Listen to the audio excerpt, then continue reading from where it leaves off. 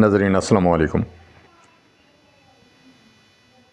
डेरा चौधरी सज्जाद हुसैन कल्याल चौहा खालसा जवान लगे से मैं तुसां की भी दसी जुड़ी है कि मौसम ही है और इसने नाल फ़ायदे भी बहुत सारे वे कि अगर तुसां इस वक्त थूम लाने हो पे महंगाई अरूज पर हो इससे हमारे कि ऐसा काम छोड़ देते वे जवान लगे न जी तको पहले इन्हें स्प्रे मारी स्काए पर घाह साड़ी फिर इन्हें क्यारा हूँ बनाने पे फिर इसने बिच थूम लासन ते थूमें नाल फिर इसने बिच ये तो तोरियां ने पहले नहीं लगियां हुई इसने बाद बैंगन है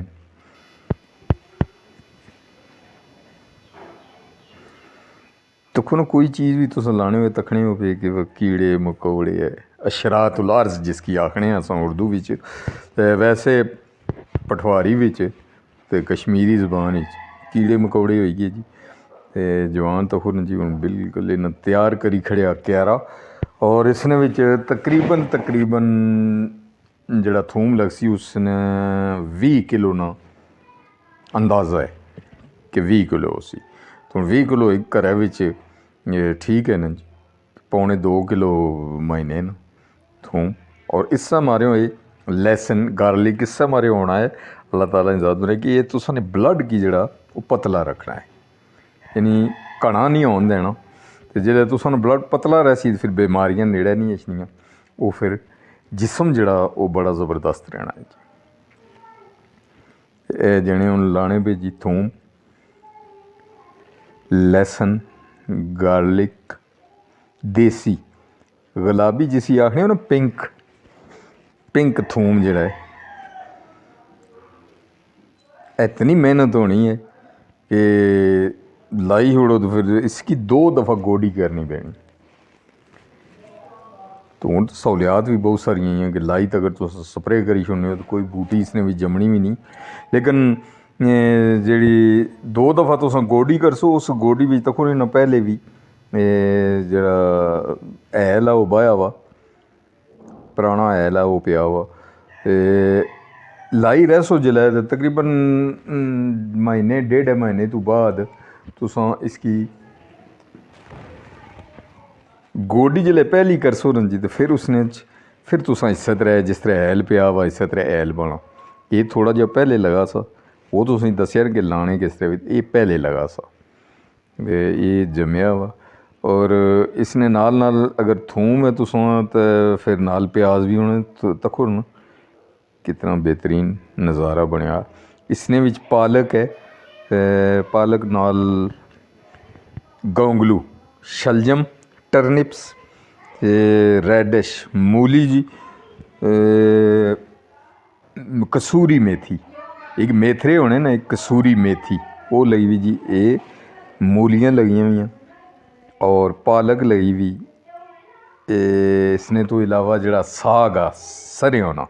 सरसों ना ये सरेआं ना साग भी आ इसने विच मटर भी है ये बाकी थूम लगा हुआ ये जड़ा पिंक है थूम ये ओ लगा हुआ देसी प्योर देसी और इसने हैल भी सारा देसी पिया हुआ तो गोडी करी तो भी तुसां 2 दफ़ा गोडी इसनी होनी तो 2 दफ़ा गोडी करी हैल बाई 3-4 ध्याड़े छोड़ देना है फिर उसने बाद पानी लाना फिर तक थूम कुत्थै जाना चाइना वाले सो मोटा थूम होना इसनी सब तो बड़ी गल है कि एक गुली ने तुसां खाई सकने इतनी इसी यानी स्ट्रांग टाइप होनी ये पालक लगी है आडां पर जड़ी आखने होने जी बन्नियां पर नाल थूम विच इसने तुसां की नाल दसने भी हैं कि ये सलाद पत्ता है जड़ा तो खुने बिच नज़र इसने पे सलाद पत्ता है यानी नाल सलाद भी खाओ जान बनाओ तो जान तां बनी है असां खाई कुकड़ जेह्ड़े दूए होए जी अपनी जानी नी धूड़ पट्टी हूँ ये बूटा आखने जी कि कालियां मर्चां ना है इसने भी तखूर कुदरत खुदा नहीं ये जनाब मोटा माखी है शायद हनी